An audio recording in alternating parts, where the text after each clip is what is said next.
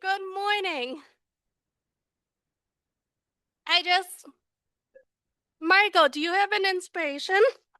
I certainly do. Actually, I have a favorite poem from when I was a child, and I hope you enjoy it as much as I always did.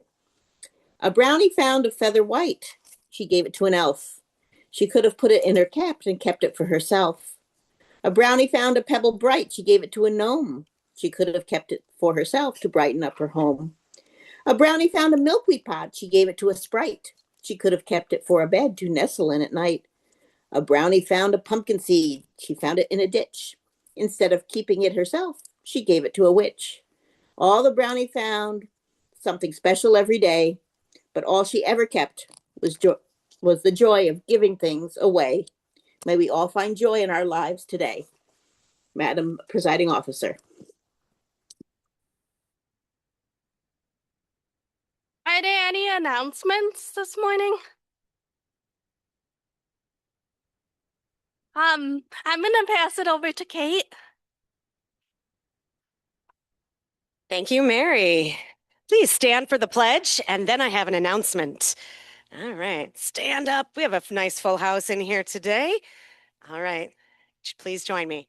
I pledge allegiance to the flag of the United States of America and to the republic for which it stands, one nation, under God, indivisible, with liberty and justice for all. Thank you all. As your Vice President of Education, I'm announcing our slate of officers. We will then vote in 2 weeks, and it will also be emailed out today by Eric, who, as our immediate past president, has been working diligently with our members and our officer team to set this up. So 2 weeks from today, we will have the election of the slate. We vote and fill the entire slate instead of voting for each officer candidate for our guests and any guests actually, for our newer members. Just so you know, we don't do a voting off with all the different officer positions. So I will go in order from rank. We have agreeing as one of our newer members to be Sergeant at Arms is Chris Kelly. Bravo to Chris. Our treasurer will stay on, Mike Licata. Thank you so much, Mike. A couple people paying their dues this week. It's okay. Get them in. They're late. And then thank you, Mike. Our secretary staying on will be Maggie Craig. And then next in ranking is Vice President of Public Relations. Also continuing on, Mary Cavanero. Mary, Public Relations. And then up, Vice President of Membership, also continuing, Marty Johnston, DTM. Marty, in the back, as Vice President of Membership. Is that different than what I saw? Continue? Okay. And then we have returning to the officers who had taken a break for quite a while, our top 2 ranking officers. The Vice President of Education will be Mark Campos. Mark sitting over here. I think he had a little more time now that he's retired, and couldn't be with us today, but Len Thornton will be our president for the upcoming term. So bravo to Len, and that is our slate of officers. We'll have some supporting roles within that. I believe Larry McKenzie and I are kind of maybe assisting on the community outreach, assisted by David Jones, not assisted as much as inspired by David Jones and down in Charlotte. I see a raised hand, David Licata.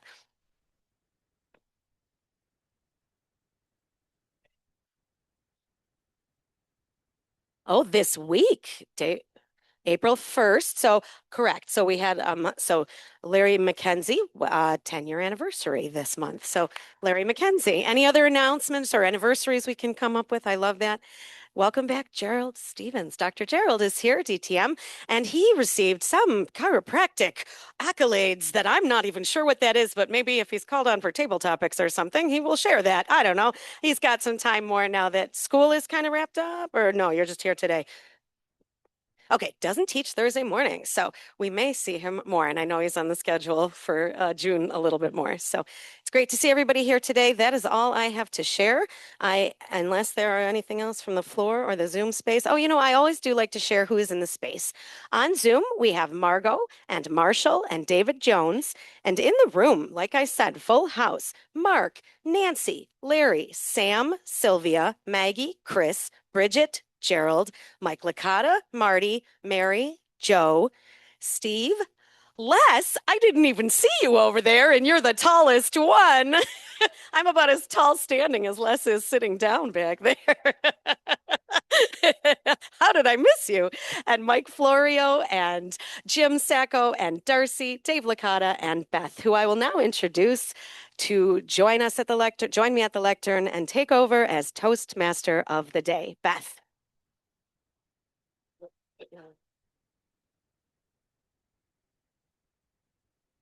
The big debate this morning was, do I use the stool or don't I use the stool?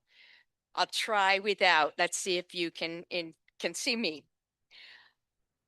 First of all, I would like to introduce Sylvia as our word master, because then we'll all get a chance to use the word of the day.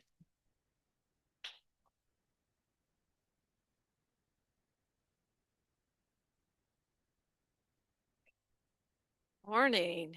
Cultivate is the word of the day. To foster growth, improvement, or development through care, attention, and effort. It primarily refers to preparing land and raising crops, like tilting, but figuratively meaning nurturing skills, relationships, and qualities, such as cultivating a skill or a friendship or a mindset to make better. And please use it during table topics. And throughout the meeting, don't just stop at table topics, okay? And this is so I do not forget, I would like to introduce my general evaluator, Nancy. Would you come up and tell us what you're doing today? I'm very good at forgetting things, so get it done quickly. Yeah, we are a pair, aren't we? Okay. As general evaluator today, I will be listening to the general tone of the meeting as well as everybody and everything I'll be listening to, but I will be reporting back on how the evaluators did and maybe some points of improvement. And I guess how the whole meeting went. And so I'm glad to be able to do that. And I hope we all cultivate our talents today. Nice job. And I have a few things to say about spring, but I see that our master is ready to go. So I will let Mike tell us about his job. Thank you, Madam Toastmaster. Good morning, fellow Toastmasters. And I don't think we have any guests this morning. My job this morning as Master will be to cultivate the ahs, ums, and pregnant pauses, and also to try to illustrate other crux words that we have developed in Lockport, because we have such strong speakers and we have such experienced speakers. We have developed new and different filler words. Madam Toastmaster.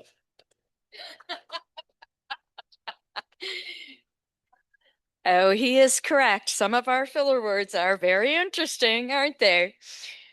And Darcy is also waiting as our grammarian. Thank you. Thank you, Madam Toastmaster. Let's cultivate our leadership skills this morning. Part of leadership is having good grammar. I'm going to report on the exceptional and the poor uses of grammar this morning, Madam Toastmaster. We have everyone really lined up today. It's getting a little scary. Okay, Larry. What is he doing? He is our quote master. Tell us a quote. Thank you. Cultivate is our word of the day. I didn't get it in a sentence, but I used it, right? That doesn't count. Oh, this morning I have to tell everyone I experienced an anomaly. I drove here. I stopped at the red light at the corner of Transit. I looked to my right. 7 Brew there. Not one car in the drive-through. First time I've ever experienced. No, I was 4 minutes from the meeting, so I had to get here. One other thing. I added to my collection. I just received this yesterday. And if anyone has ever seen the movie The Big Lebowski, and it reminded me because Dave is bowling yesterday, and so this is the big.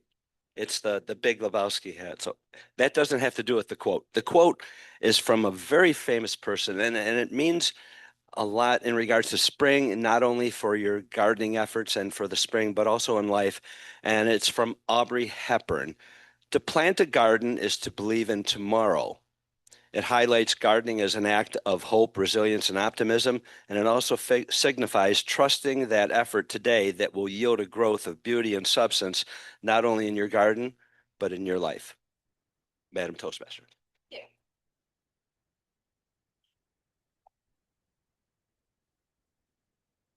Marty has such long legs, he can get up here so quickly. Marty. Good morning, Madam Toastmaster. What a wonderful program we have today. Very colorful, very spring-like. And I saw on your header for the theme, it says spring is here. Really? Well, guess what? Les Robinson and Gerald Stevens are here. Really? They're really here. But with that said, remember, there's a frost advisory tonight, so cover your plants. Madam Toastmaster, thank you.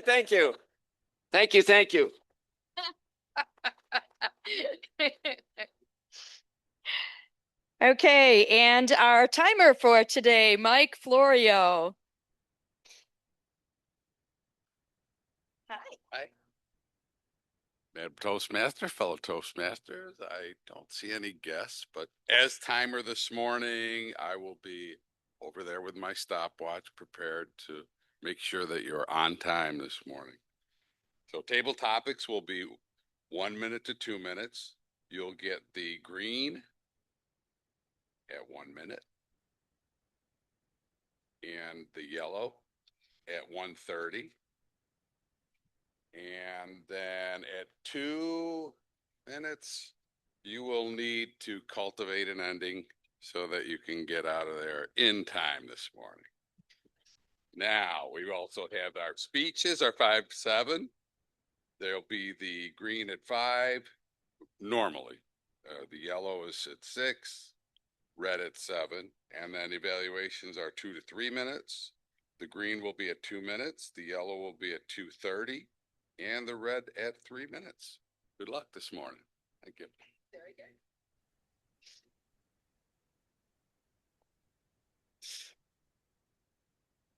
And David Jones, you are online. Good morning. He is our quiz master. Good morning, Madam Toastmaster, and good morning, fellow Toastmasters. This morning I'll be the quiz master, listening to different things and asking questions at the end when called upon. And I can practice one now if you'd like. For instance, what is the word of the day? Cultivate. Cultivate. I think they we all got got it. it in Very there. good. So there. Thank you. Thank you. Yes, spring is here. Damn it, it's here. I don't care about these frost warnings. It's here. What are the signs of spring? Signs of spring. Well, one of them, my city girl now, because one of my daughters has become a city girl. She had to come out to the country a couple weeks ago for the peepers. Mark, do you have the peepers? Is that possible? Yes. I kind of thought she was crazy when she first said, "Well, I'm coming out for the peepers." Well, thanks. You're not coming out to, cultivate our relationship. No, you want to hear the peepers. Okay. Thanks, Jack. But This is what I hear when I take the dogs for a walk. Nope. Maybe.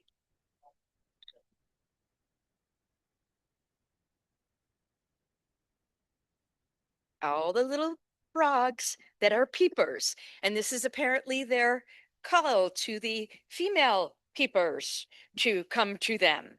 So this is what they do in the spring. That's what you came out for. Okay, spring is here. One thing that we've the meteorological people have focused on lately is there are two different springs. There is an astronomical spring called the March or vernal equinox. It is when the sun shines directly on the celestial equator, passing from south to north, and the length of day and night are almost the same. This year, it's March 20th. It was March 20th, so officially it's here. The meteorological spring uses the annual temperature cycles and the Gregorian calendar of the Northern Hemisphere. It was March 1st. So definitely here. Signs of spring. For me, it was not the peepers. It's these little white flowers we have. We think they're snowdrops, but my husband tends to plant things and then forget the name of the thing he planted. I will tell you it's a perennial. I will tell you it cultivates in all over the place, but it's the first thing out. Then the glory of the snow spread easily, and the crocus. Glory of the snow is little teeny purple pink flowers. They come out, they go away really fast. Crocus stays, and that's good. I'll talk a little bit more about spring and the flowers we see after our table topics. So Maggie, would you like to come up?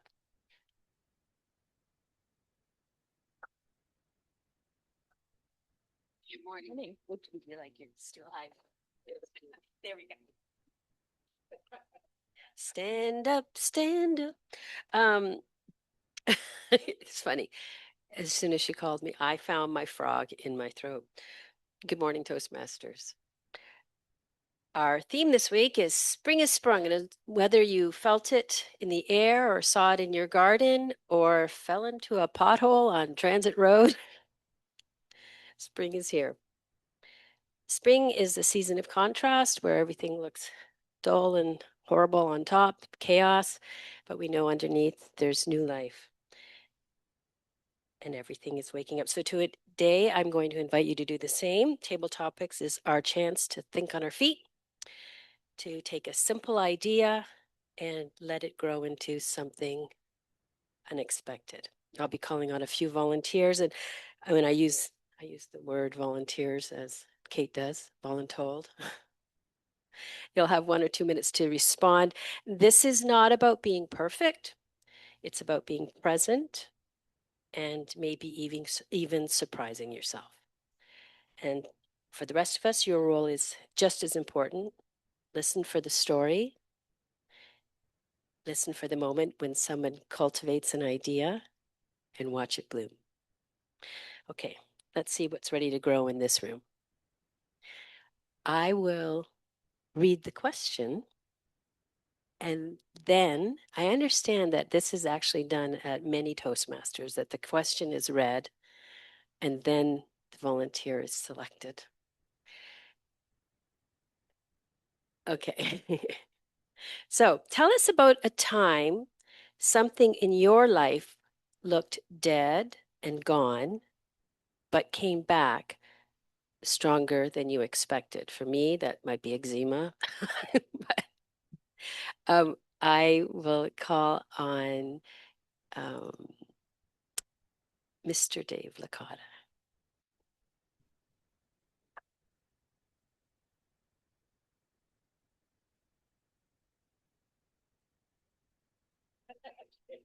He didn't notice.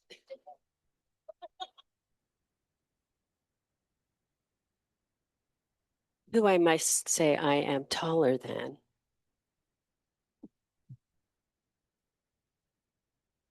Thank you, Madam Table Topics Master. When you asked the question, I immediately started to cultivate ideas so I'd have a worthy response, and I got nothing.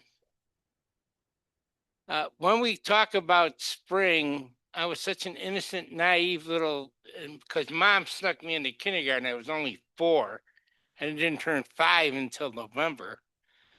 So, and I wasn't that clever, honestly. But I do remember Miss May going crazy, our kindergarten teacher, because it was snowing in May. And she raced to her desk and took a piece of construction paper and made a snowflake as fast as she could and then taped it up. But here in Western New York, we have calendar spring, and then we have real spring, and then we have second winter, and then maybe this is spring. My favorite thing is talk about things coming back to life. As much as I complain about April and May and the weather really not being that spring like, the fun part is we shiver and shake throughout March and April, even though the calendar says spring. But the point is that by Memorial Day, Western New York turns into hell's front porch. It's about 90 degrees, and everybody's trying to get their pool open on the Friday before Memorial Day. So that's coming back to life. And we have a series of picnics in my family that are all on Memorial Day, 4th of July, and Labor Day, and we can count on that. So that's dormant for most of the year, but then the summer comes and we all get together, and we're happy to see any new children show up. So we have 2 new little babies this year, and we'll see if we can throw them in the pool, see what happens.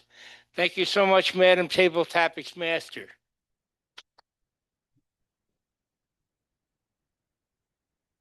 Thank you, Dave. I had cataract surgery a couple of months ago. I don't know if any of you know, but so now my life is. So, what in your life right now is ready for a fresh start? And what's stopping you from beginning? Nancy Ferry. Oh my goodness. Can I have a show of hands for rolls? Because I think I'm off kilter here. No, just a show of hands will help. If you do not have a roll. If you do not have a roll, your name is Sam. You may come up right now.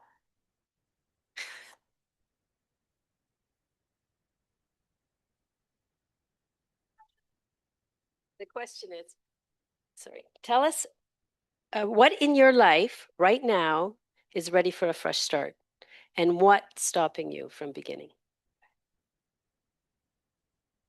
Take it away, Sam. Thank you, Madam Table Topics Master. I'm gonna probably have to pivot a little bit here. I do have something that's gonna be a fresh start. My 5-year-old son requested a garden, so we're gonna attempt that. I've never had a garden before. I'm not known for my abilities to cultivate successful plants. My mom likes to come over and comment every time how my plants look like they're dying of thirst. So we'll see how it goes. But we got one of those starter kits with the little pods and we planted all the seeds. So hopefully we can cultivate some successful plants. So far, one squash is looking pretty good. A couple other tiny sprouts coming in. And I do hope that this garden endeavor will be successful and I can go out and grab stuff and make a salad. We did a couple fresh herbs, some strawberries. We also got a raspberry bush. I'm hoping these children will actually eat some of these fruits and vegetables if it's successful. And that would be my new endeavor and fresh start that I'm working on. Thank you.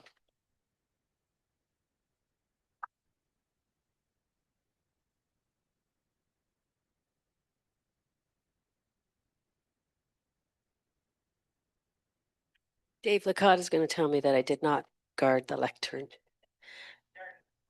I was scones. Scones. I do, I do want to say that I took a moment to look over the people who had jobs today. It is a busy, busy day. As I look around the room, I see that almost everybody has a job. But I will read the next question and then I will surprise someone that doesn't have a job. If your life had a spring cleaning rule, if your life had a spring cleaning rule, where you could remove one habit, object, or obligation. So if your life had a spring cleaning rule where you could remove one habit, object, or obligation instantly, what would you clear out and why? I will invite and pray. I will invite Joe Budnick, our president.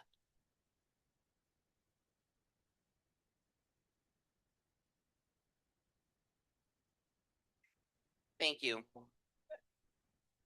One habit that I would cultivate to stop doing, and you can ask my mother because she will agree to this, is to stop procrastinating. Yeah. I mean, my mother, and she's right. She says, you know, the sooner you don't want to have to do something, but when something needs to be done, the sooner you do it and get it done, you don't have to think about it or worry about it. And she's absolutely right. So I think that's definitely what I would do. Now, I absolutely love spring. It's one of my favorite seasons. I mean, I think summer would be my favorite, but I do like spring because there's a sense of everything coming alive again. It's the anticipation of the warmer weather. And of course, I work in a school, and you know, summer vacation's coming up too. And of course, all the kids in school are looking forward to it too. So a lot of them are basically, you know, climbing the walls and hanging from the ceiling in an eager anticipation for school to let out. So yes, that's something that I would definitely cultivate is not procrastinate and do things when they need to be done. The only thing I don't like about spring is the little critters that come in your house, like the ladybugs, the stink bugs. It's like, it's a nice day. It's a beautiful spring. Why do these insects feel the need to come in my house? You should be out there. You got it backwards. And of course, I am absolutely terrified of spiders. And our new home, thank God, we don't get those big black suckers like we used to do in our old house. I saw one the other day, and I hope that that's the last one I'm going to see. My mother says, well, if it bothers you that much, get some repellent, which I'm definitely going to do. Because it's not a very pleasant feeling going down in the basement and wondering what's down there with you. So, happy spring to everyone. Thank you.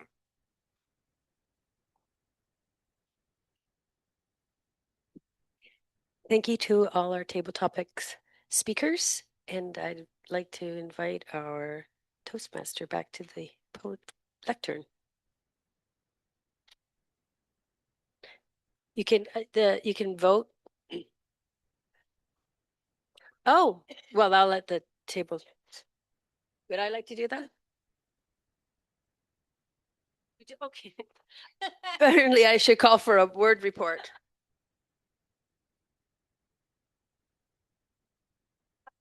Would you like to do the timers report? Could I do anything else wrong this morning? Could I, if I tried? Mike Florio, please.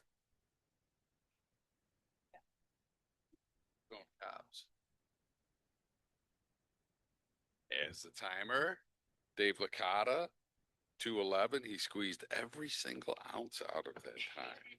Perfect. Professionalism. Sam, 112.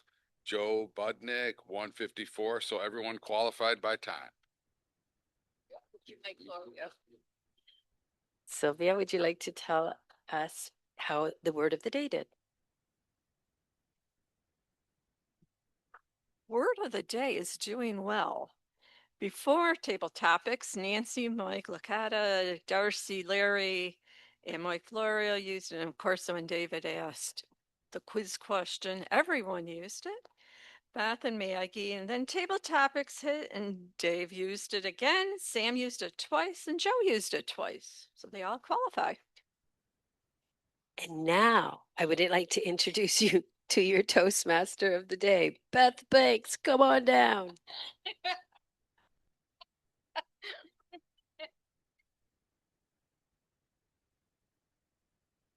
Going to put the stool away there. I think we're good.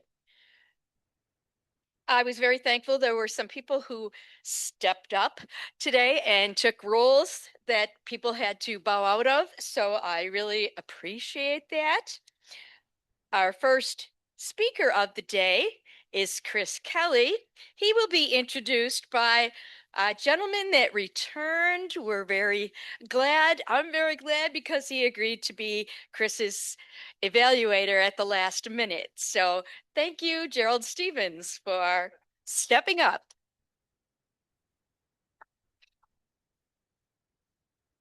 Thank you so much, Madam Toastmaster. Before I introduce our speaker and what he is speaking about today, there's a request that I talk about nomination that I got on Facebook. So I have cultivated a lot of relationships over the years. I'm decently good at networking, I think. And one of my fellow chiropractic colleagues, I'm involved in chiropractic leadership, for those of you who don't know, on the state and national level. And I also had 2 conventions in a row doing strategic planning, and my voice is still recovering. I actually lost my voice when I was supposed to run one of the meetings, mostly. So luckily they had a microphone like this, so that helped a lot. But I wasn't doing my normal networking and cultivating that I normally do. So I was nominated as for an opportunity to be one of the top 20 most influential chiropractors in the country. So there's 50, 60 people there. So that's kind of cool. So thank you. And anybody can vote. So those of you that are Facebook friends of mine or Instagram friends of mine, you can definitely vote. And I'd appreciate any votes that you could give, even though you probably don't know the other chiropractors. That's okay. You can randomly pick a few people. It doesn't matter. If you want a recommendation, that's also okay. I could do that. So that is a nice honor to be nominated. For our speaker today, Chris Kelly, a newer member. He is doing his icebreaker today, which is always fun. We get to learn about a new person and all the cool things that they do. Typically, the timing is 4 to 6, but since it is an icebreaker the first time, we're a little lax on that.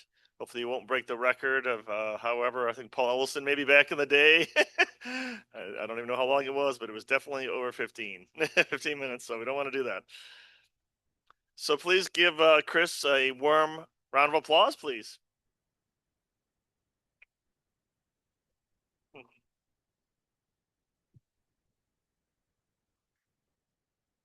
I have to grab a couple things here to set up, but thank you, fellow Toastmasters. Let me grab my props here. I got a few things to show you who I am and to be able to tell my story.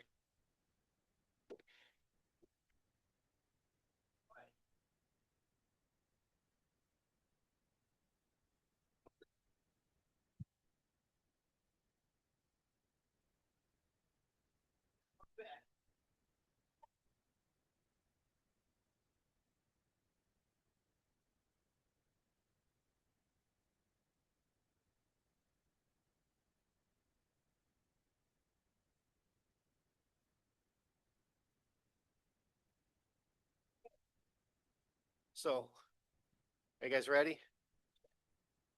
I'm not sure if I am.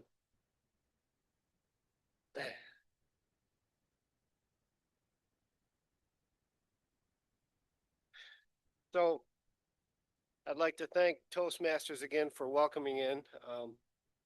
Just recently joined here last month.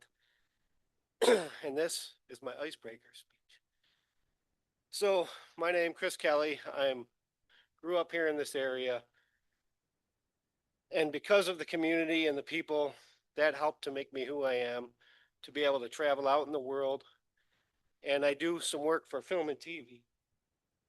I do stunts.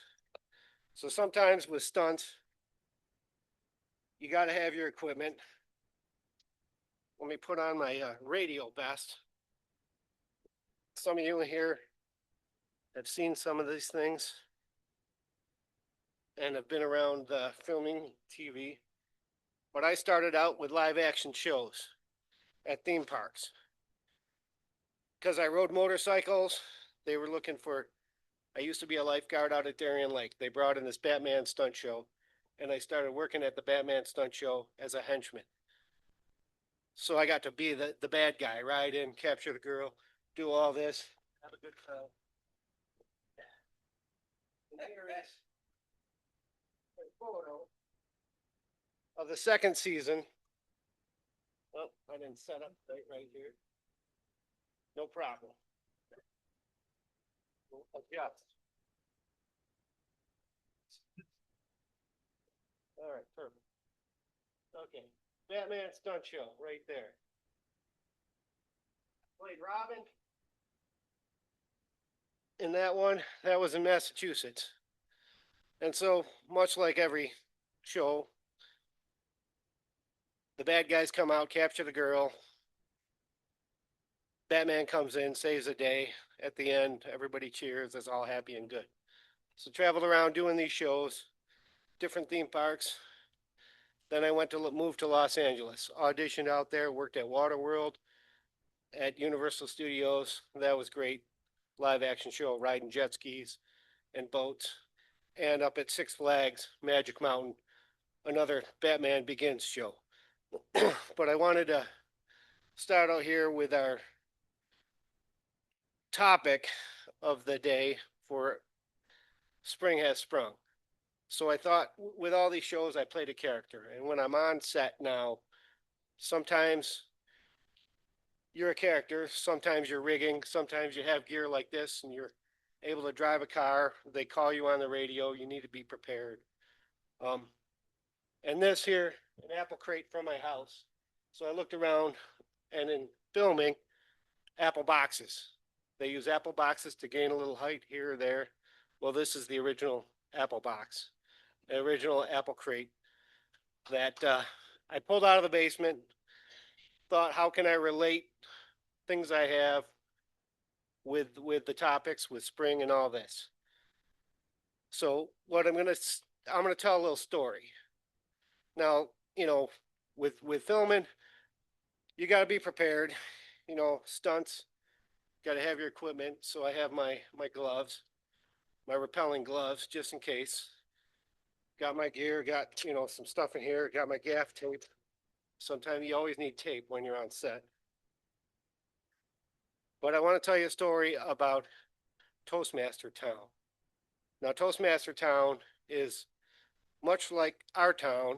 It's a little place, happy little place, little cartoony world, Toastmaster Town, on the great frontier, kind of out in the wilderness. A lot of little characters, much like yourselves.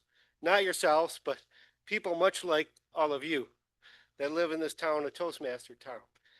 And all the happy little Toastmasters, they can't wait for spring. It's been a long, cold winter. The Toastmasters, they can't wait to get out there and plant and cultivate their gardens and do all their fun, exciting chores and their hobbies. And the Toastmasters, they're like, spring is coming. Days get sunny and warm. And then it rains and it snows. And the Toastmasters get down in the dumps. And then the next week, they get a little glint of sunshine. And like, oh, spring is here, spring is here. And then it snows. And the Toastmasters realize, you know, something's going on in our town. Now, this little world, it's like they live in this valley, this great valley. There's a mountain, and up in the mountain, much like the Grinch, or back in the day, you know, the heat miser, someone lives up in those hills in a cave, and they're a mad scientist, and they're controlling, they're pushing the buttons, turning the knobs, pushing, you know, saying, I used to be a happy Toastmaster, but you Toastmasters, I can't be happy. I'm going to keep it cold. You will not be able to grow your plants and cultivate your gardens. So the Toastmaster said, we can't deal with this. We need to send someone on this journey. So the Toastmasters, they looked around and they chose someone. And that someone was CK. And so CK was chosen not because, you know, they voted, but because all the Toastmasters have tasks, they have jobs. And CK was new. And he hadn't had a job. So they assigned him the job. And they said, here, what you need to do, you need to go be the icebreaker. Because this guy, this character, this thing up on the mountain, he had this machine that he had built. And this machine, every time the sun comes down, no, these people cannot have this. Pushes his buttons, turns his wheels, pulls the levers. And there's this force field that's up there in the sky.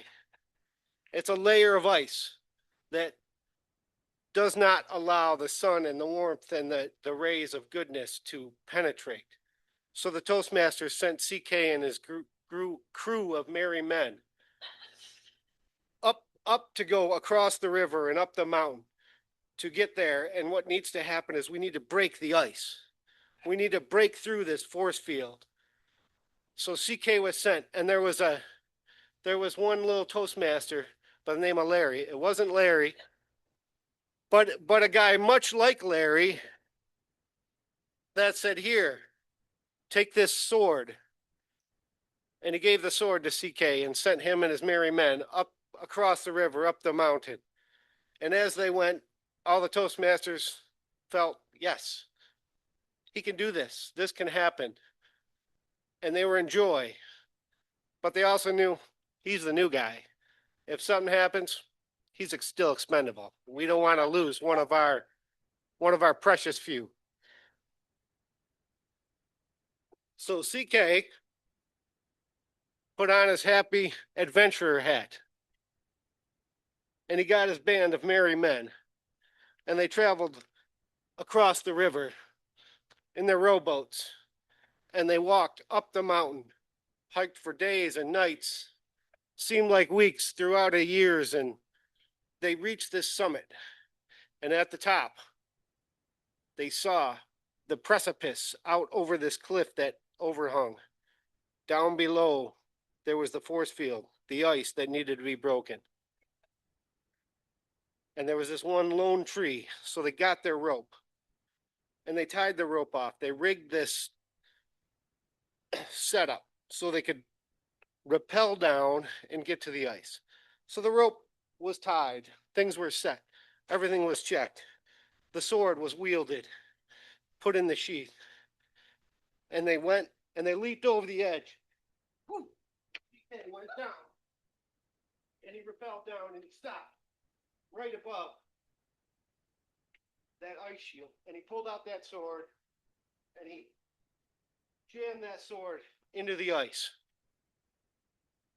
And as he jammed that sword into the ice shield shattered and the ice fell down through the sky and it turned to rain. And as it got towards the ground, the sun rays warmed the land and all the little happy Toastmasters looked up and they had thoughts of joy and the sun bathed them and they thought, oh, we just might have a happy spring. Spring is here. Spring is a time. So the Toastmasters were overjoyed. CK returned with his merry men, and all is well in the happy Toastmasters world. So that's my story. These are my work things. These are things that represent me, where I came from. This hat says Friend Gasport, New York. Friend Manufacturing is a company in Gasport that built orchard sprayers. They started out in 1895, excuse me, building bicycles. And when I was a kid, my dad worked for Friend Manufacturing. And after college, I worked there for a year. They built orchard sprayers. They were right on the canal in Gasport, influential in the world in fruit production and growing and cultivating your crops to promote happiness and apples. So that company, when I was a kid, I would go there. My uncle was a welder. My dad was head of kind of the shop. And I thought, you know, it wasn't like we owned the place, but if anything broke, we could weld it or fix it.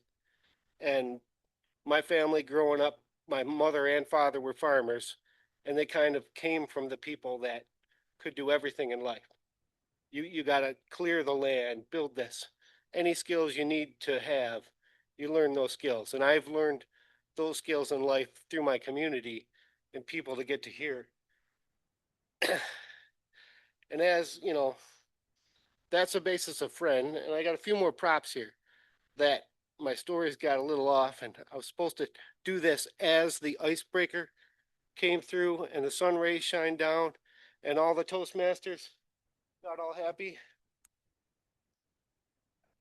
The flowers began to bloom. Toastmasters brought out their motorcycles. They started to ride their motors. Toastmasters brought out their motorcycles, started to ride their motorcycles. Even Batman and Robin came by. They live in the next town and they drove the Batmobile through. You know, also all the little children came out to play. The babies smiled. In the greenhouses that were full of flowers, the little girls were happy, and they played in the fields and the fresh green gardens that were to grow. There, I think everyone can see these. Okay. So along with Friend and along with Happy Little Toastmasters World, this is a picture of my mother, both of these. And this one, I guess she's in a greenhouse with a bunch of succulents behind her. She's only like a year old, or maybe, I don't even know, maybe only a few weeks old. But across the street, where my mother was born, my grandparents ran a farm. And they moved up to Mountain Road and worked this farm under a land contract. And the people who owned the farm lived in this house across the way. They had built this house and they had greenhouses. And this is where that picture's from. And that's the house that I now live in. So I moved back and I bought that. And this picture is also my mother in the side yard as a couple years old. So this is my house like 75 years ago. So, you know, in life, it's nice to be able to travel out, but also to come back and be in a group of people. And sometimes, you know, as you go through life, you meet characters and stuff. And this is a whistle that was supposed to be part of my Happy Merry Men. But as continuing stunts and trying to work in film and TV, and I see I'm running out of time, I realize I got to stay in shape. I got to stay into things. So I came to the YMCA this winter to keep going, to get in shape. And I signed up to take a lifeguarding class. And a lot of times people look at you and they judge you by your first look. And because I got this crazy character look, it works great for the story. But when I came here and I had to do this lifeguarding, I signed up, I had 3 days and I haven't been swimming. But I had been a lifeguard and I passed. Before I did stunts, I was a lifeguard at Darien Lake for 7 years. And I was an instructor and I trained all the lifeguards at Darien Lake. So I knew the skills, but my fitness wasn't up. And the guy that, when I was a lifeguard, when I started doing stunts, I was 25. Now here, I was 50 years old, trying to swim in the pool. And the 25-year-old instructor looked at me and thought, why is this guy doing this? Seen me being tired and said, can you finish? And I said, I can do this. I had to will myself through because my fitness wasn't there. And I saw the Toastmasters sign the next couple days as I was coming and training. And I walked in the door, and in life, you know, there's all kinds of characters, there's all kinds of people. Sometimes you're in the movie, sometimes you're not.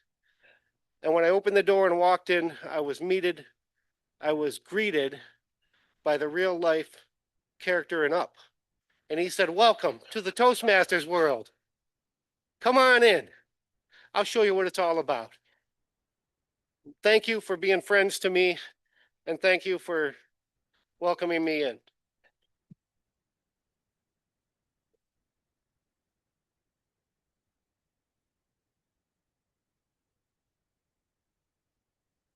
All right, I did it.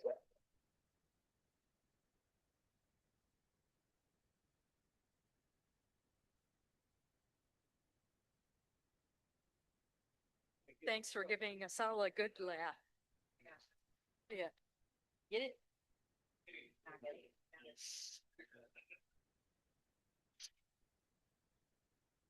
Thanks, Chris. I think we really needed to wake up and laugh this morning. That was very good. Going along, our next speaker is Jim Sacco.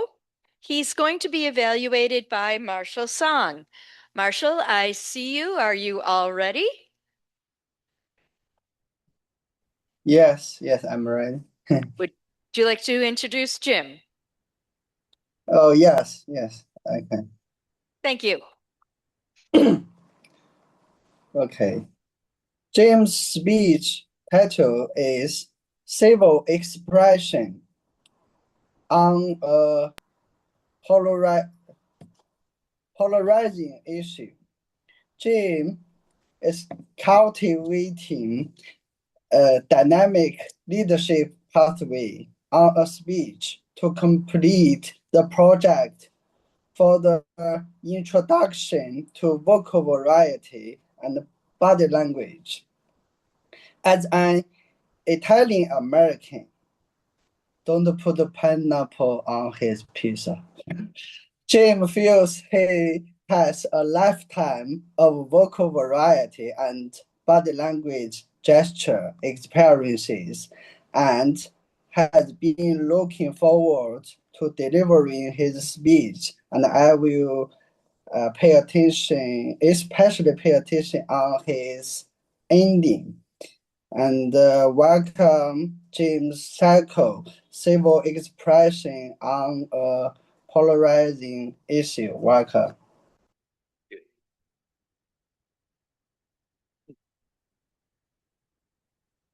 Thank you, Mr. Evaluator, Madam Toastmaster, fellow Toastmasters. Civil expression on a polarizing issue. Think about that. What do we have today? We have social media, which is constantly throwing a barrage of news at us. People expressing their opinion online. They're getting under people's skin. Why can't we be more civil when we express our opinion? Why can't we do that? Well, I want to talk to you about my polarizing issue. It's human impact on global warming and climate change. Is that true? That's been around for quite a long time. I can think back to 1992 when Al Gore wrote a book called Earth in a Balance. What did he say back then? He said that by the year 2013, we're going to have an ice-free Arctic. And there's going to be an increased frequency of hurricanes and flooding. Well, we all know from experience that's not true. And I remember I started, I was in my 30s back then. We were kind of laughing at this. We said, why do people take this seriously? But the social media has been pounding away at this climate change issue ever since then. They've been trying to push it down, jam it down our throat. They say, well, you have to believe in this. So, but they say it's a belief. They say climate change is a belief. Well, what is a belief? Is it really a belief? A belief is politics. You believe in the way that you think about government and what have you. A belief is also religion. Religion is a belief. But evaluating the Earth's climate, evaluating weather, that's a science.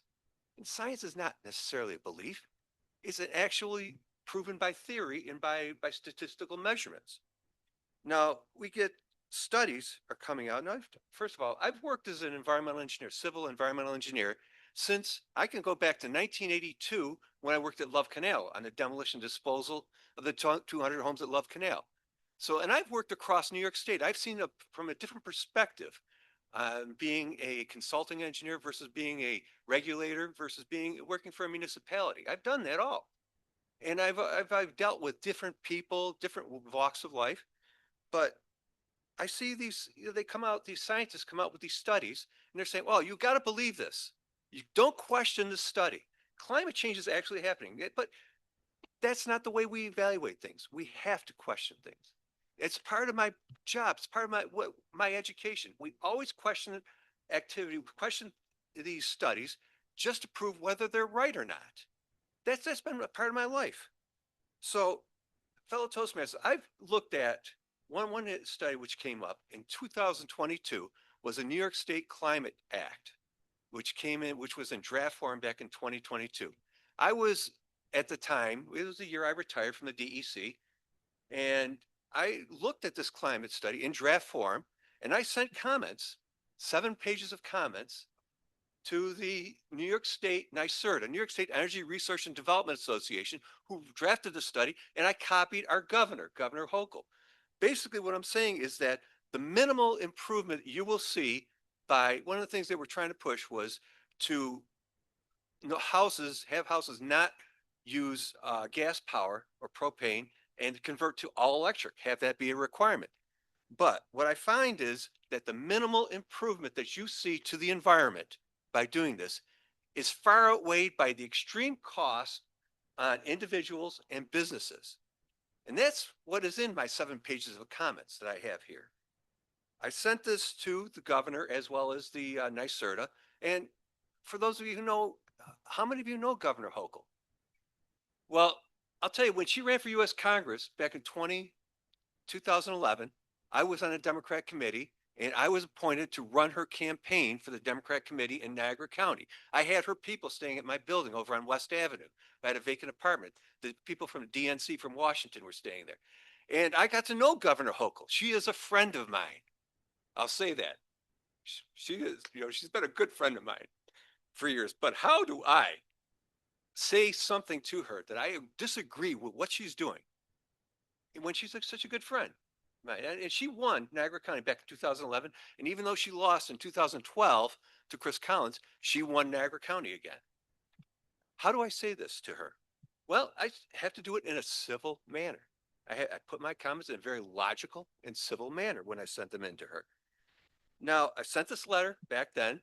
They still adopted this climate action plan. And in 2024, they were supposed to ban all construction of new homes that are ban the gas service, and it would be all electric. Well, I'm also a member of the American Society of Civil Engineers, and we got together and we decided to write letters to the governor. Well, that's also in here. I wrote a 2-page letter on that to the governor saying that, this is a problem, that you should not be enforcing this ban. So what do? They postponed it to 2026, which is this year. And at the beginning of the year, NYSERDA, New York State Energy Research and Development Association, who came up with the study, went ahead and said that, hey, if you impose these regulations, it's going to be extremely expensive and New York State residents cannot afford it. Well, I have that letter here too. And what I did was the governor also came out and said, hey, anybody who has ideas about reducing red tape in government, send me a letter by April 3rd of 2026. Well, my cover letter is dated April 3rd, 2026. And in here, I cite all of these other letters, which are also attached. This is about a 13-page letter that I sent into the governor as well as to NYSERDA. And my recommendation is to eliminate this Climate Act. Don't even force it. Just drop the whole damn thing. That's my comments here. And basically, I hope it's taken into consideration. And it's not a political issue. This is a technical issue. And fellow Toastmasters, what I want to tell you is that this letter is comprehensive and I'd love to share it with you. I only have 1 copy. So what I'm going to do is I will email this to you because I want to let you know how you can cultivate civil expression when you got a polarizing issue like this. Madam Toastmaster.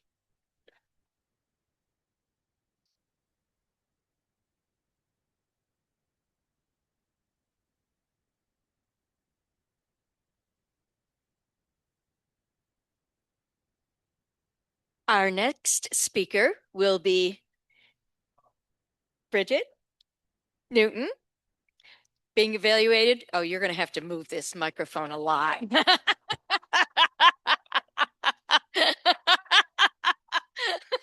Les Robinson is going to evaluate Bridget. Yeah.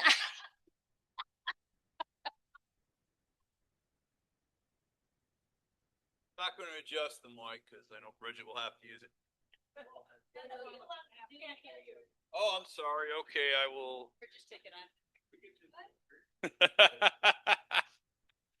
All right. Bridget Newton is our next speaker, and she is going from what level are you in? Level 2, Pathways. Understanding your communication styles.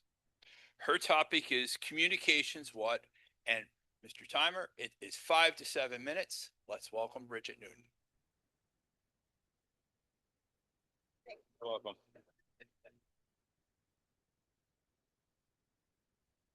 Thank you. I'm going to, just a moment, please.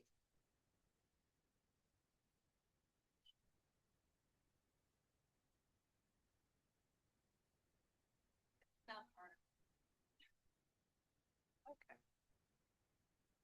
All right. Good morning, fellow Toastmasters. I do not believe we have any guests, but if someone watches this video after the fact, good morning. I'm going to be speaking to you about my communication style. I took the quiz on the Toastmaster Pathway website.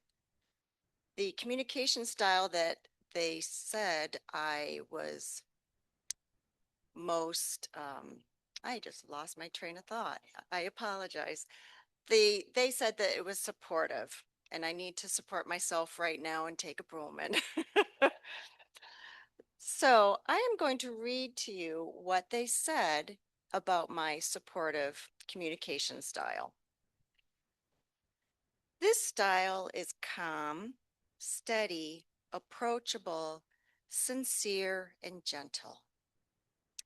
Because I have a supportive communication style, I dislike change.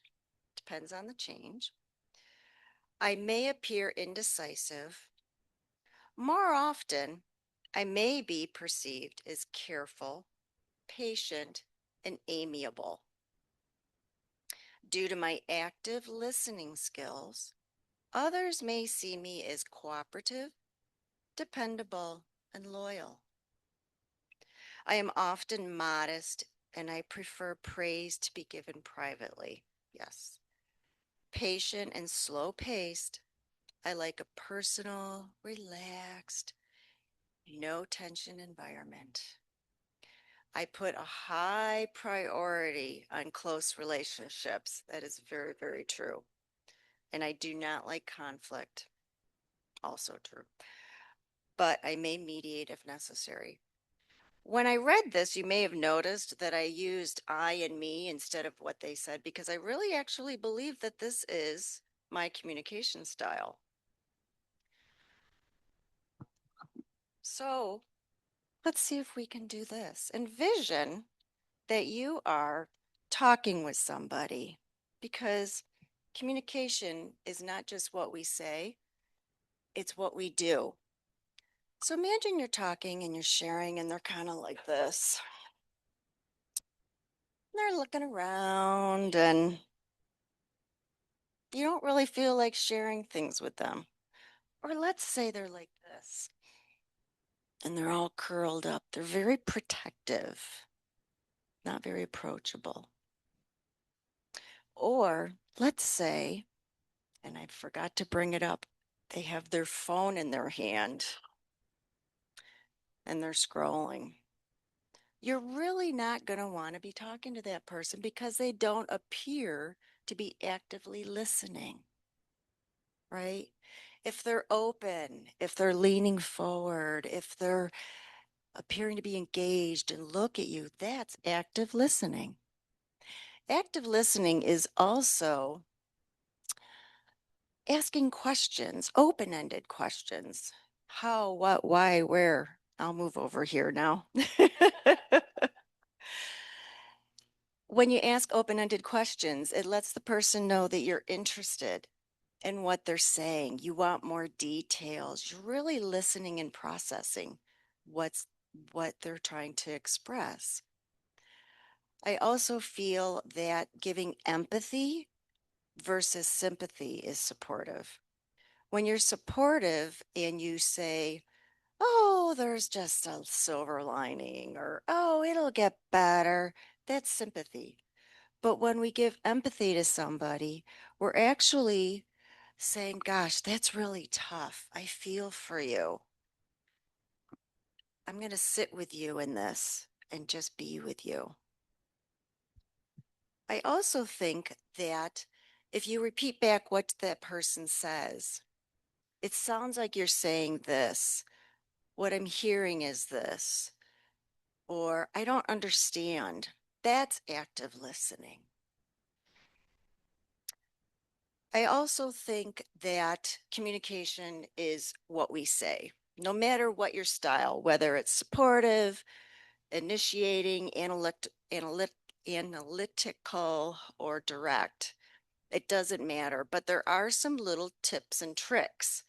One of the tips and tricks is I statements. Maybe some of you have heard about this.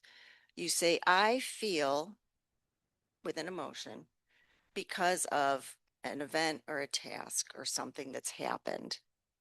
So you could say, I feel discouraged because you said these words. Or you could say, I feel happy and delighted because you came over for a visit. By using I statements, you can speak with somebody and not put them on the defensive. Because when you say, why did you do that? What were you thinking? That puts someone on the defensive and they're not going to hear you. Another trick is to try to have patience and not interrupt. Now, I will say my brain goes very, very fast, and sometimes I interrupt. However, sometimes people will interrupt and they'll get loud and they will talk and they will try to have a power dynamic over the other person. That is not communication. That's not active listening. That's not supportive at all. And when we're really loud like this and powerful, we're not listening out of curiosity. We're not listening to understand. We're actually listening to defend or take power over somebody. All styles are important. Sometimes I am direct. Sometimes I'm analytical. Sometimes I'm initiative. But I do agree that I really do have that supportive style. So, in conclusion, communication is not just what we say, it's how we listen, it's how we actively listen. Thank you.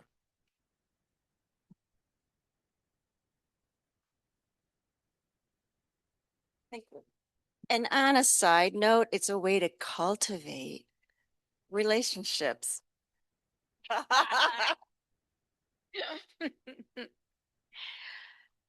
And I will call for a timers report. Michael is really on top of things here. He's got it all set. Thanks. Madam Toastmaster, fellow Toastmasters, all of our contestants qualified.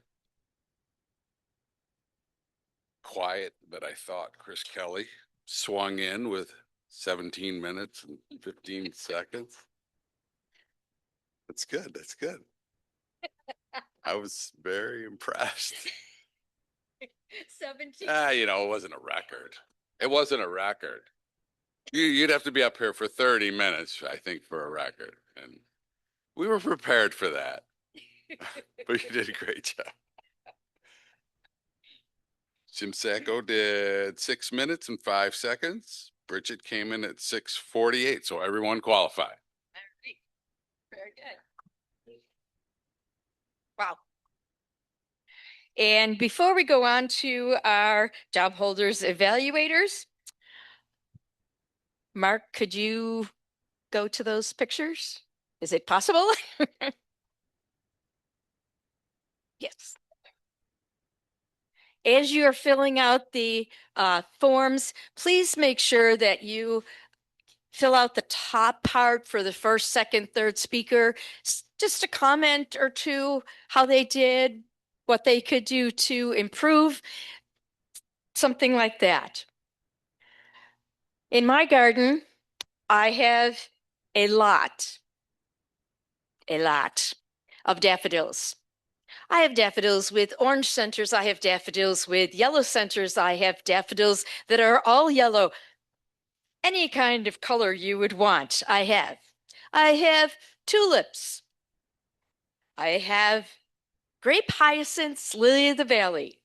Those two things will take over your entire garden, yard, whatever. Don't plant them because you won't be able to have any vegetables if you plant them. I have bleeding heart. My poor bleeding heart, they got a little confused this year. It's a little cold. It's going to be cold tomorrow night. They already have little itty bitty hearts on them. I don't think they will survive this weekend. Maybe. One of my favorites is called a clove currant. It is also called a golden currant or a buffalo currant. They're not supposed to grow around here. They're supposed to only grow in the Midwest. However, there's a plant at my grandparents' house that we always called the spice plant till a very good friend of mine told us what it was. Kate's going to pass it around because I dug some up at my grandparents and planted it at my house when my parents lived there, and now my brother and sister-in-law live there. But it's a very interesting plant. I have taken it to nurseries who don't know what it is. So it's very unique. It is called, Steve, I won't get this right. Rebus aureum is the Latin. I never took Latin, so I'm sure I mispronounced that. We'll see. Also, I have a box here. I've been trying to cultivate my garden by separating some things. I have daylilies, I have iris. I expect some of you to take some of these home with you, or they're going in the trash because I have plenty.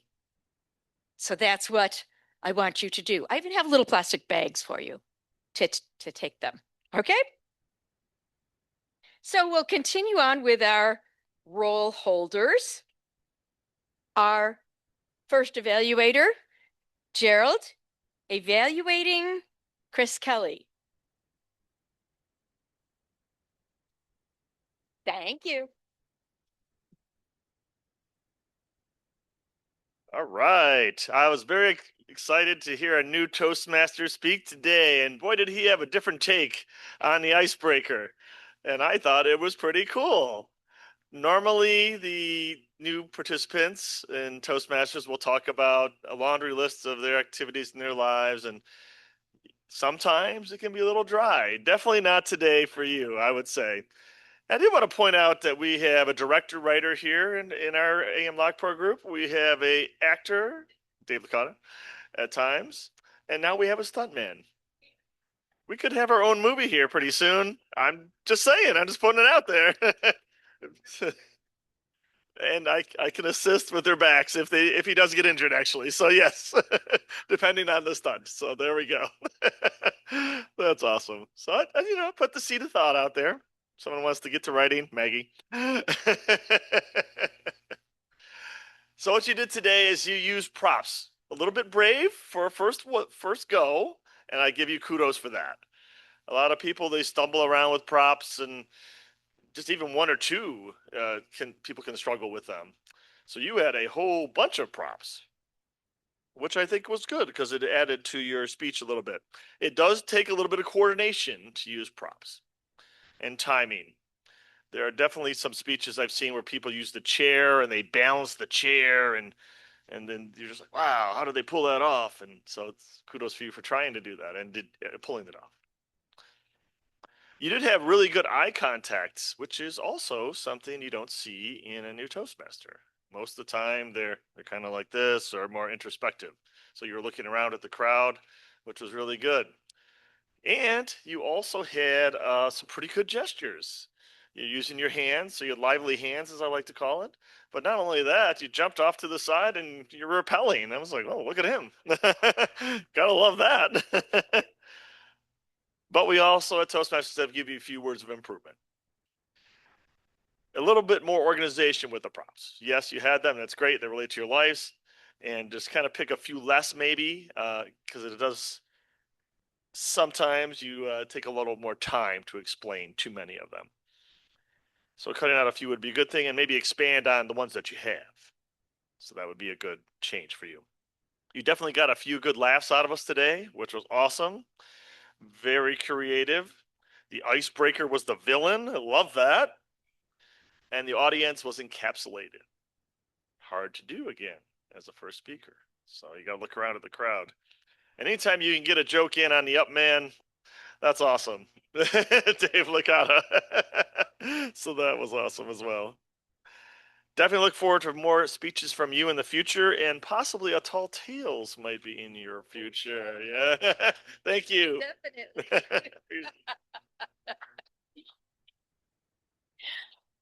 I think Gerald has a great idea. Tall Tales and Chris that would definitely work.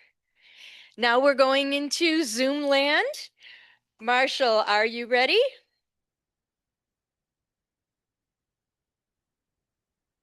There he is.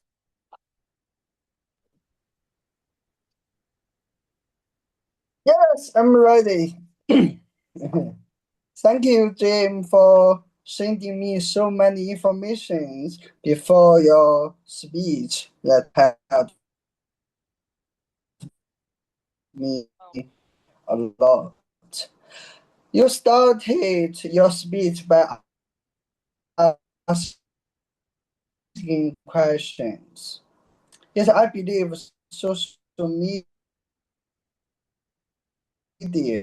divided us that your social media give us information. Construction was great from general point to examples support that and the general.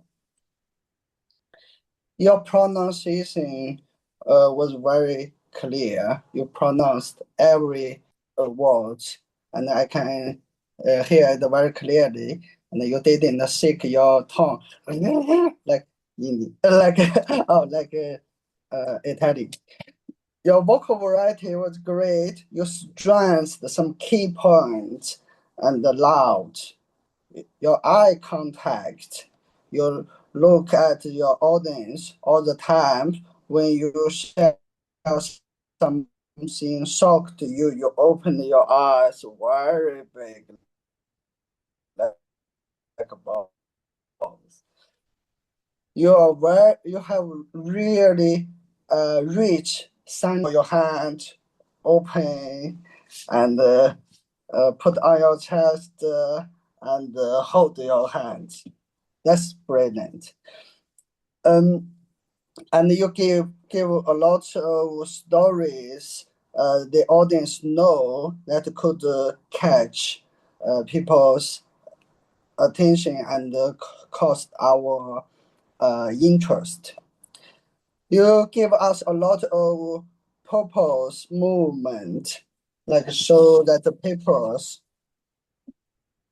and your facial expression was emotional.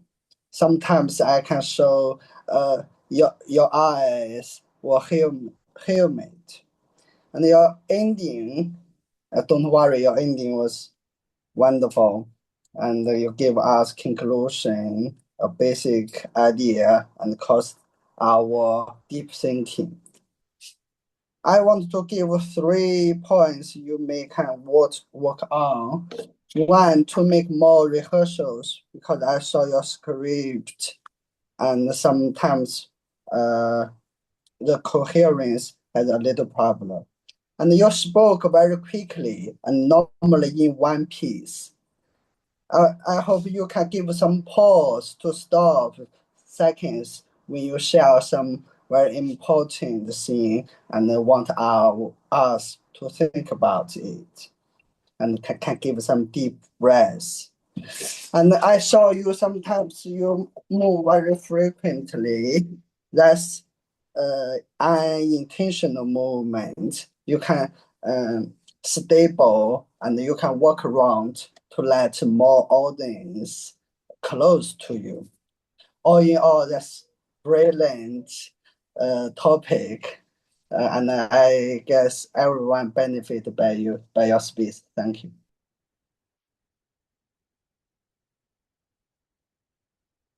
Thank you, Marshall.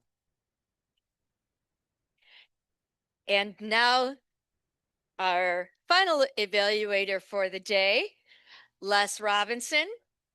Back up to move my microphone high. Thank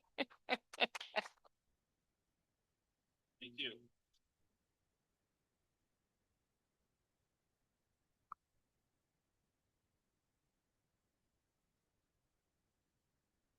And break the stand. All right. I'm ready, Mike. 4 hours. All right. Bridget did a great speech. I enjoyed it. Great clarity, the vocal variety. What I enjoyed is she took the seat, she came down there, and she went through all the different talking styles, how people do. What I enjoyed about it the most was the phone. How many times have we all been out someplace and someone's talking and they're doing, and it's like, I just stop talking. And they're like, what's going on? But overall, very good. Also, she reported on herself and she talked about how she took the test, how it acquired herself, and she looked at how it equaled her, which was very good. She gave us information about herself. I loved how she put the different communication styles into the speech very effectively. It was a win-win.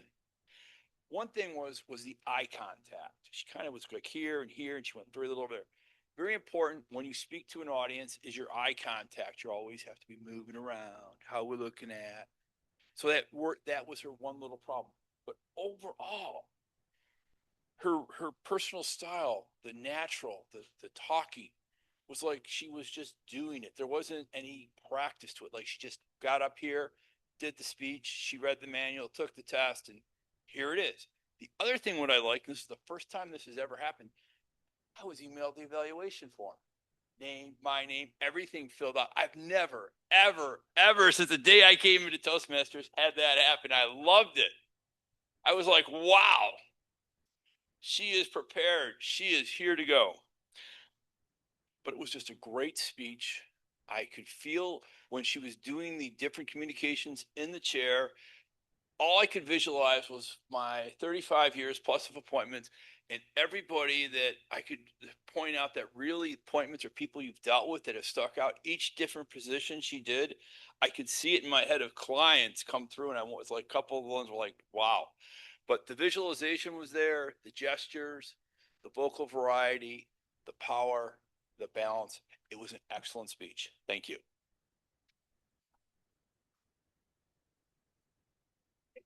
Sorry. Oh, let me get this back down for you.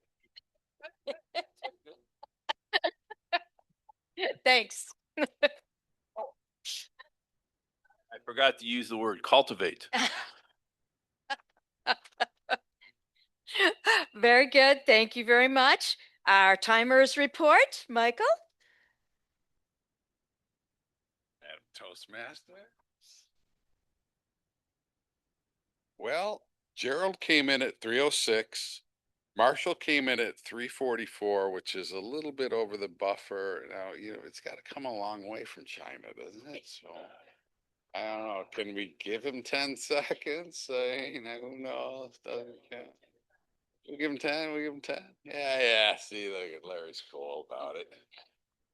Les came in at 219, so everyone really qualified. Thank you. Thank you very much. And we will now see if we can get a word master report. Just from my listening, I think it did very well. Thanks, Sylvia. Cultivate was a good word this morning. Keep it up. It's a great job. After table topics, Gerald used it. Chris used it twice in his speech, and I give people who could use it in their speech a lot of credit. Jim did too, and Bridget. Les, of course, had to use it on his way out, but he used it. So use Cultivate during the day. It's Western New York. We need to have new beginnings after a long winter. And I'm going to let Darcy do her other job. So Mike Licata, can we have an Master report first? Thank you.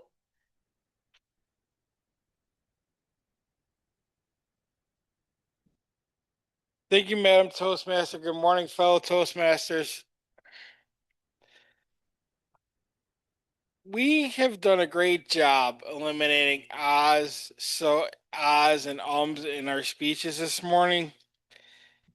That being said, we really have done a good job replacing those with so's, buts, and ands.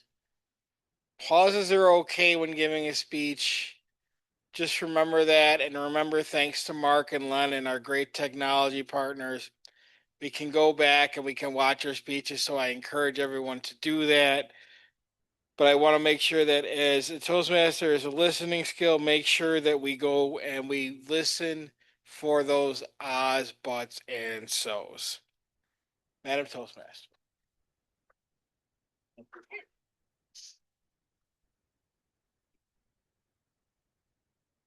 David Jones, we're going to go on to you this morning. Are you ready? I am, and I'll try to make it quick because I see we're almost out of time. Yes, And if we you could are. repeat what they say because we can't hear them Yes. when they answer in the audience. Who is the new AM Lockport Community Outreach Chair? Community Outreach Chair. We got a maybe Larry. Maybe Larry. Okay, I thought it was a Larry, but they also, Toastmasters International, you can order a name tag for him since he will be representing the club that says Community Outreach Chair. Number two, what is Larry, speaking of Larry's, newest acquisition? Larry's newest acquisition, his hat. His hat, yes.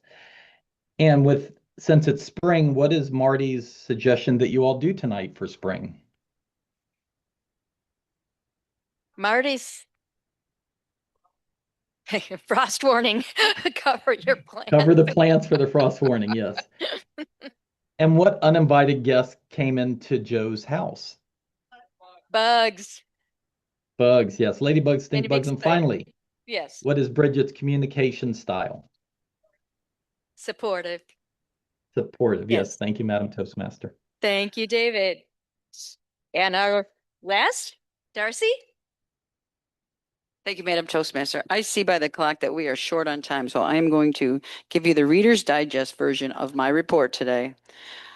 I agree with Michael Cotta that we, as experienced Toastmasters, we don't give a lot of bad grammatical sentences. I didn't find a lot today.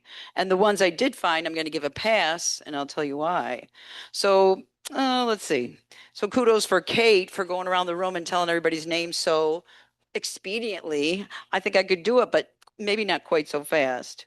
Awesome quote by Larry. Congratulations on your 10 years.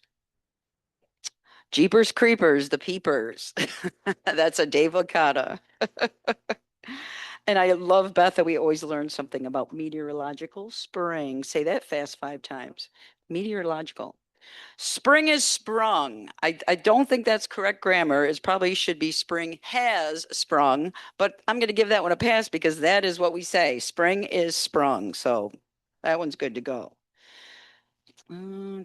Cultivate an idea, watch it bloom. I love that, Maggie. I love Dave's. I say this every time. I love Dave Licata's sense of humor, and there's always a twist. I got nothing, and let's throw those 2 new babies into the pool. I just love his humor. They're not cookies, they're scones. So please lift your pinky when you drink your tea. The bugs have it backward. Nice, Joe. Nice. Gerald, congratulations on your honor. That is pretty awesome. Chris, are you ready? He said, "Are we ready?" when he was getting all ready. So that was, I got a kick out of that. I'm giving you the stuff I got a kick out of. You gotta have, probably not the best grammar, but again, I'm gonna give that one a pass because we all say that. You gotta have it. See, I was wondering, what do you use that tape for? But then you showed me, and there's probably a million other uses for that duct tape. The heat miser. Is that like the Meister burger? And I loved your twist on the icebreaker. I know I got to hurry this along, don't I? Yep. CK and his crew of merry men. Let's see. The new guy's expendable. That was awesome. The precipice. I always love those good words. The sword was wielded. The sun bathed them. Let's see. You combined it all, Chris. You did the lots about you, your background, where you came from, and what you do now, the spring theme and the icebreaker. You did it all. You're definitely a man of action, and you had more gestures than words, but awesome speech. Thank you. You know what? I'm going to stop it there because we are out of time, even though I have a whole nother page and a half. Madam Toastmaster. Thank you very much. One last picture you can, if you want to know what spring is, I have a double tree. It won't come up. Oh, okay. Well, on the corner of Charlottesville and Brown, there's a tree that is either grafted or it grew together, and it's a weeping cherry and something white that grows up in the middle. So if you go in Newfane, buy that. It's really cool. Shows me spring is here. So our winners for today, table topics. Sam went, but she is the table topic winner for today. Our best evaluator today, Gerald Stevens. And our best speaker of the day, Chris Kelly.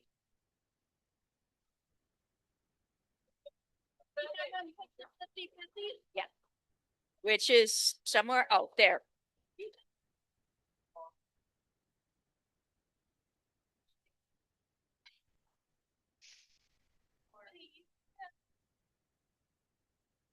Best speaker.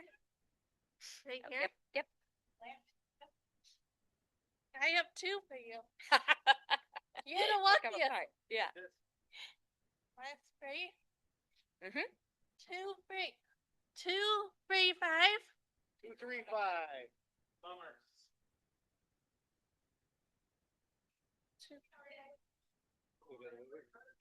235. 235. Should I join the meeting? Yes. Yep. All right.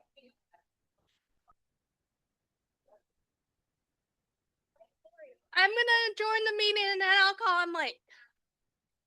No, Beth Banks gets to decide since she's Toastmaster.